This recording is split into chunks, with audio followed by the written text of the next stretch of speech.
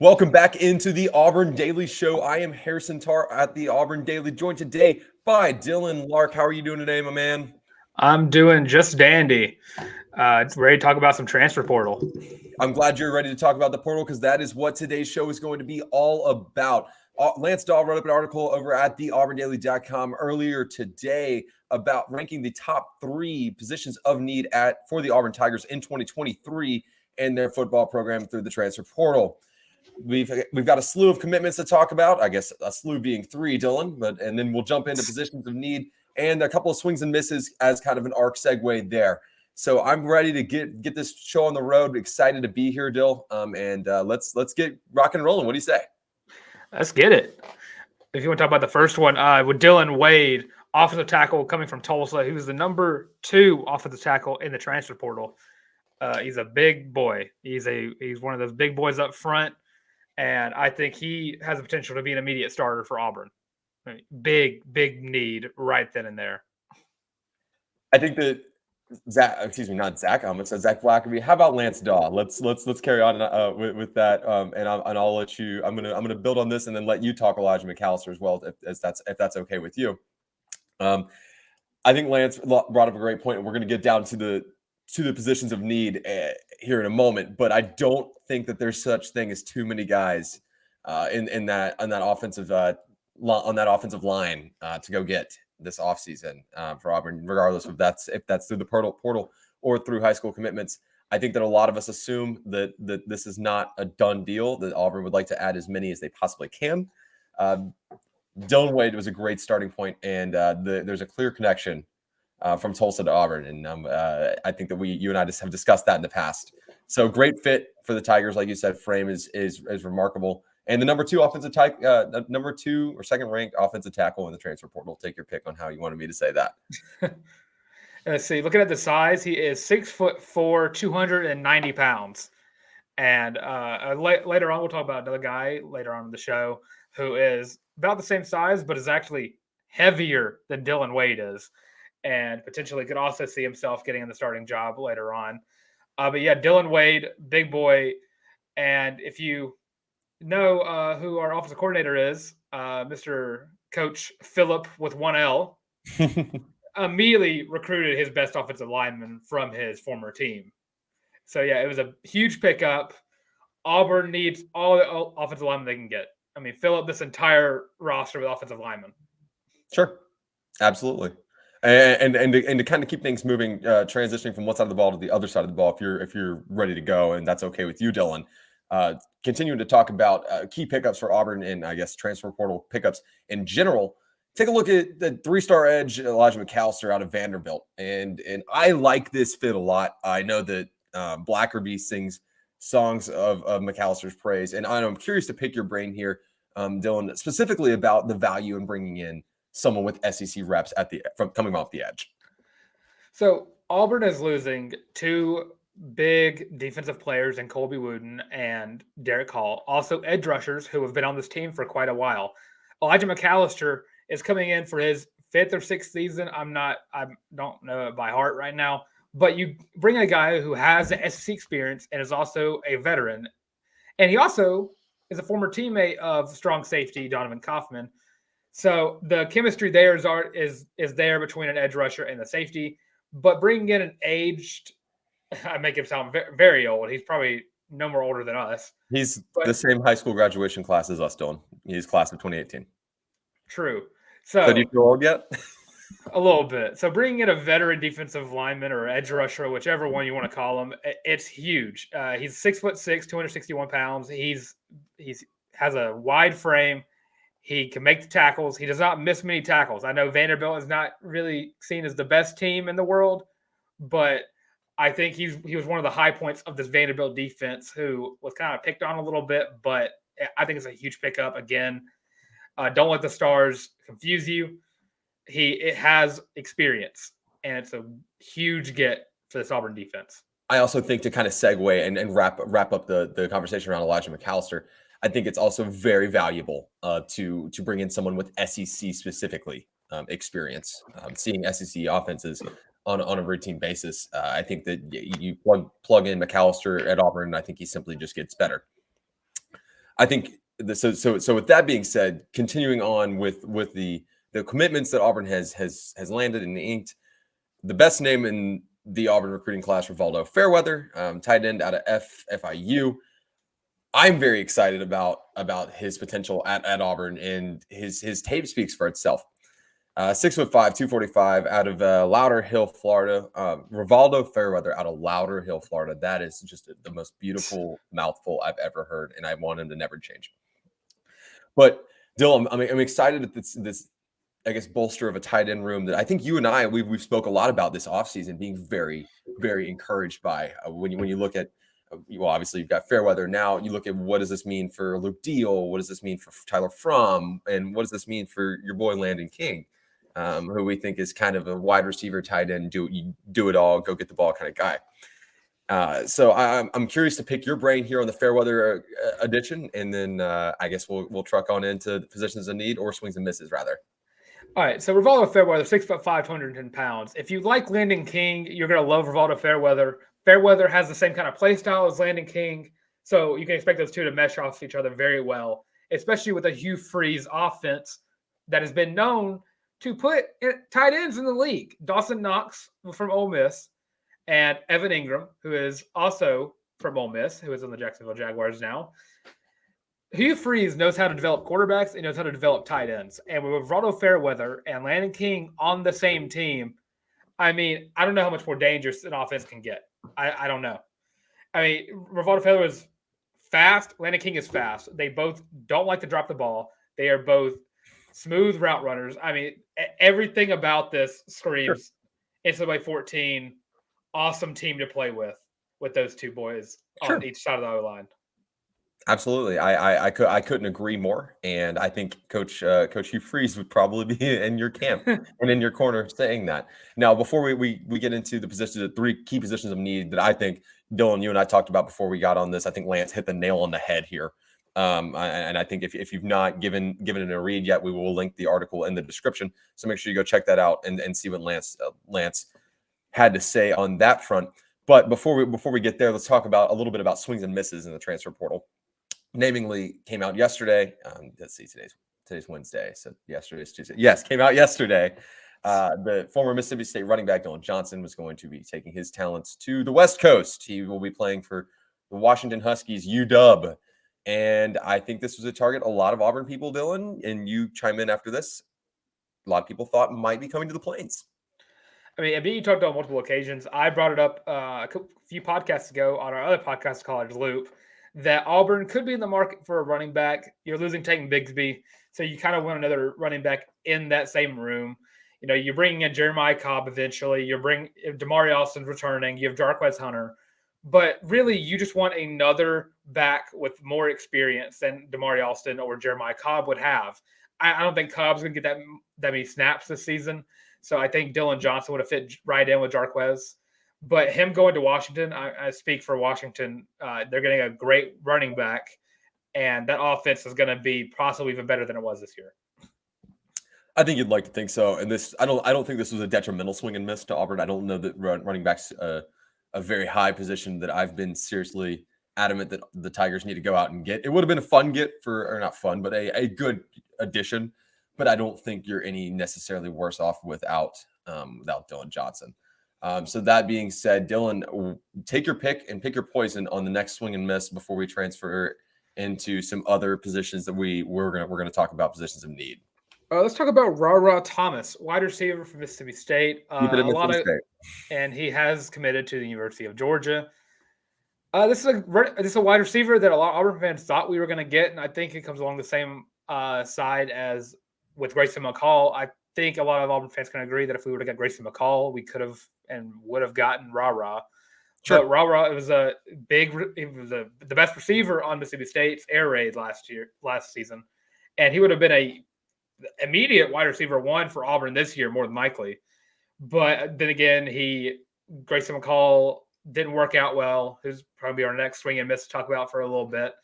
But goes to Georgia, makes Georgia better because Georgia was missing that true number one wide receiver this season. So, you know, the best team in the country can only get better. But yeah, just it was a huge miss. I think this it's probably the biggest miss of the three that we have, just because we Sure. don't really have that true go and get it wide receiver that is like established as a go and get it receiver.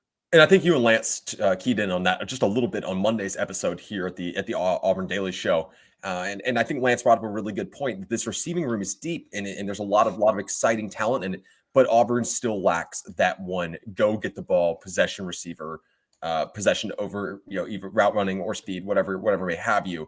And I think that's a great point. That's something that the Tigers will probably look to add to the transfer portal. I still don't think it's in the top 3 needs, and I would agree, like I said, with what Lance said.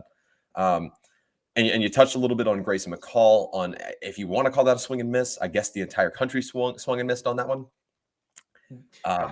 But at the same time, I don't think you can consider that one the flop that some might try to make it out to be. That was the extent of the quote unquote swings and misses that I wanted to talk about. Dylan, is there any that you wanted to add before we move on to looking at the 3 position groups of need? Besides just Grayson McCall, I mean, yeah, like you said, everyone swung and missed on Grayson McCall. He's going back to Coastal Carolina, and eventually he's probably just going to play the last season there and then go to the NFL draft. Could be a guy we could see get picked early on next year's draft, depending on how the quarterback situation goes with this one. But yeah, I mean, that's the last true miss that I think Auburn has really seen this offseason. To this point. But I mean, there's other quarterbacks available in this portal. And the quarterbacks, you and I can never go a podcast without winding up getting roped into talking about the quarterback carousel, for lack of a better term, at Auburn. While there's only 2 quarterbacks on roster at this time. Before we go to the position of need, I want to talk about our sponsor. I was just about to ask you, Dylan, before we get to our position of need, why don't you tell everybody listening about Prize Picks? All right, so this season, Auburn Daily has partnered with Prize Picks to bring some fun and variety for the picks for 2023. Prize Picks is a free app that allows you to choose any 2, 3, 4, 5, or 6 players from any sport in your wagers. Predict the over or under for the next game and win big prizes if they do well. They have flex options where you can still get paid if you win 3 out of your 5 or 2 out of your 5 wagers. And you can pick multiple sports in the same parlay. Best of all, use promo code Auburn to receive double on your first deposit, up to $100. That's promo code Auburn for double your first deposit. And this college basketball season, win some money with Prize Picks and Auburn Daily if you use promo code Auburn. That is AUBURN, Auburn. AUBURN. Thank you, Dylan. I appreciate it. I love Prize Picks. I'm a very bad gambler, so having the opt-out options for my parlays makes me feel a whole lot better. I will say, Tarr, is there any players right now you could probably use promo code Auburn on for the game tomorrow? I like, and I don't want to echo what Lance said earlier in the week, but I do like if there's a line for Wendell Green Jr. tonight, I wouldn't hate it, considering his performance in Athens last year, clutching up, catching the dub for the Tigers. And, let's face the facts. He's the reason that Auburn survived and advanced that game. So I like that line a lot, Dylan. Yep. Now just go to positions of need. Lance talked on 3 big positions with linebacker, offensive line, and quarterback. And we could also talk about different guys to go into that. Linebacker, we lost Owen Papo. Owen Papo is going to the NFL draft. And if you also want to throw in edge rushers in the linebacker position, we lost Derek Hall and Colby Wooten. Auburn is going to be missing those 3 exponentially on the front 7. And I cannot emphasize the exponentially enough for the defense. And when you look at linebackers that Auburn is currently targeting, you have Ahmad McCullough from Maryland, who me and Tarr have been gawking at over the past 24 hours because of his highlight tape that came out. And he did also follow Tarr on Twitter. So Tarr is fangirling over that. No promises here, but Ahmad McCullough and I are basically best friends at this point. I'm joking, but I do love his film. Vicious tackler, gets people behind the chains, gets people stuck behind the sticks, breaks through the A gap. If you plug up the A gap, he's going to move through the B gap. Really good at getting pressure to the quarterback, and he's exceptionally well at dropping back in coverage when you need him to. This is a guy that could really, if there's ever someone to step in and fill the void that Owen Papo is leaving behind him, I think Ahmad McCullough could be that guy. And I think there's a ton of interest. So I would be very, very optimistic if I were an Auburn fan in terms of looking at the potential of his addition to Hugh Freeze's roster in 2023. Yeah, 6'2", redshirt senior. So he is a veteran. He's been in the league. Maryland has been a pretty decent defensive team over the past few years. They shut down Michigan this year, and he was a key leader in that defense. So keep an eye on Ahmad, or as his nickname is, AMAC. Yeah. But O-line is another position target that Lance Daw hit on. As he said, Auburn could not have enough offensive line depth. And with, I believe, 6 offensive line commits from both the recruiting class and the transfer portal, including Dylan Wade, who we talked about earlier on, and the all of the recruits we got this offseason. The longer list. I think adding in more offensive linemen with more college experience really helps. Auburn did offer Eastern Michigan offensive tackle Marcellus Johnson a couple of days ago, and I think he's going to be another one of those guys you can see starting immediately, just because of his size and the way he just can push people around, and he really loves to pass block. And Hugh Freeze loves to pass the ball, so match made in heaven right there. If I may, for just 2 seconds here, Dylan, and I know we want to keep rolling over to our last position group of need because this one's probably going to take us to time, but there's no such thing as too many offensive linemen for Auburn this year. And for that matter, there's no such thing as adding too many people in the trenches. You and Lance kind of both keyed in on that on Monday. And all of us, I feel, over at the all of us over at the Auburn Daily have been kind of saying it until we're blue in the face this year. This roster needs reconstruction, and the worst but good night does it begin in the trenches. I've been nothing short of impressed with Freeze's camp and their commitment to bolstering both sides. And I don't think Auburn's done. I like, similar to Lance, I've heard something similar to the fact that Auburn would take as many as are willing to come. I've heard that they could be targeting 10, 9, depending. So I find it hard to believe the Tigers are done on the offensive line front. Yep. Could not agree more. The game of football begins and ends in the trenches, and bring in as many as we need.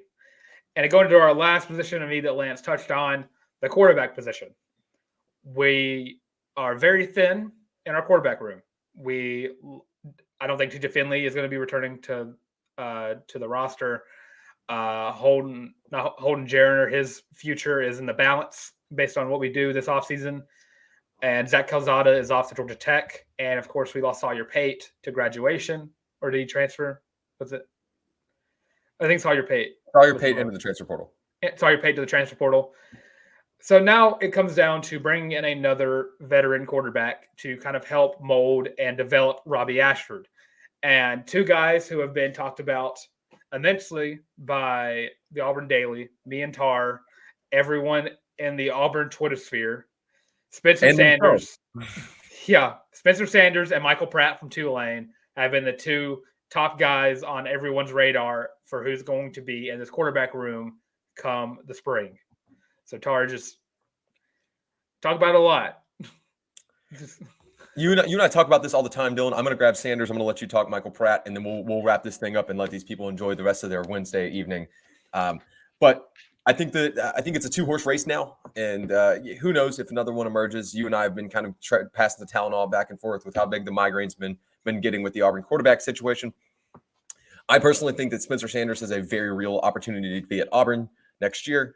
I watched his film again today. I watched a lot of it. I don't know if you've gone back and watched his highlights from that Fiesta Bowl, but goodness gracious, was he a gamer? He has the potential to kind of take over a game, similar to Michael Pratt, like you're going to say here in a moment. Talk about here in a moment, but really has the ability to be a true dual threat. I mentioned this on the College Loop. Has a lot of Bo Nixisms, and people are going to get annoyed and angry about that. That's not a bad thing. And I think that he could plug in quite nicely. I mentioned it before, and I'll kind of chime in on this. This be my last piece while I pass it to you, Dylan. I think Spencer Sanders, a quarterback battle between Spencer Sanders and Robbie Ashford. I think Spencer Sanders actually winds up probably winning it, but I do think it's probably the best thing that could happen to Robbie Ashford because iron does sharpen iron. Just going to Michael Pratt right off the bat. He is a pro style quarterback, and I think he is one of those quarterbacks that you could see run a Hugh Freeze offense. He can run the ball. He had 10 rushing touchdowns off 478 rushing yards this season, and he rushed for 83 yards in a huge upset game in the Cotton Bowl over the USC Trojans, who just were a playoff team for a lot of the season. The majority of the season. And I don't say he outplayed the Heisman winner, but he definitely impressed a lot of people in this game. And just going into his passing stats, 3,000 yards, 27 touchdowns, only 5 interceptions. He is a veteran quarterback who I think could really benefit Robbie Ashford. I don't know if I would say Pratt would win the job over Robbie just because of what Robbie can offer to the team. But I do think it does make this quarterback battle very interesting if he does come to Auburn. I think if Michael Pratt comes to Auburn, it has to be a starting position for him. Otherwise, there's no reason for him to leave Tulane with the NIL deal he's been able to construct over there in Louisiana. That being said, there's a lot of upside to Pratt. His pocket presence is remarkable. His ability to take off and run is significant. And I would be very fascinated based on his film to see if what the drop rate, his receiver drop rate has to do with his completion percentage, because there's a lot of his film where he's hitting guys in the numbers and they're just not catching the ball. And that happens at the Group 5 level. It happens at any level, but it happens specifically at the Group 5 level. So that's something to keep in mind. Now, granted, let's remember, Michael Pratt's not in the transfer portal. Not yet. Not entered. Nope, not yet. So this is all speculation. Spencer Sanders, I think, has real traction. But one thing is for certain, Hugh Freeze and company are not done working the transfer portal. And that's kind of, I'll let you give any closing thoughts if you have any, Dylan. Otherwise, let's put a pin in the transfer portal conversation. We'll circle back to it, I'm sure, next week. And keep on trucking here on the Auburn Daily Show. You have any last moment or last minute thoughts to close this thing out, Dylan? I would say to add to Lance's trainers of thought, honorable mention position of need is wide receiver. And that's what I would say, just to wrap that up. I think that's a great full circle moment, kind of bringing this back and a call back to Monday's show. Definitely need a possession wide receiver to go along with your linebacker room, your offensive line, and your quarterback room, all of which we are looking for Hugh Freeze and company and the Auburn Tigers to take care of this offseason. However, that's going to wrap it up for Wednesday's episode of the Auburn Daily Show. I'm Harrison Tarr at @ByHarrisonTarr on Twitter, joined today by Dylan Larck at your boy the Tank on Twitter. We'll be with you guys every single Wednesday for as long as Blackerby is willing to have us. So thank you guys so much for tuning in, and we will see you next week, or I'll see you on Friday. Make sure you tune in again tomorrow for Zach Blackerby and Lindsey Crosby, correct? I believe so, yes. They've got the keys to the Ferrari, and I'm sure they're going to take good care of it. So thank you guys so much for tuning in. This has been another episode of the Auburn Daily Show.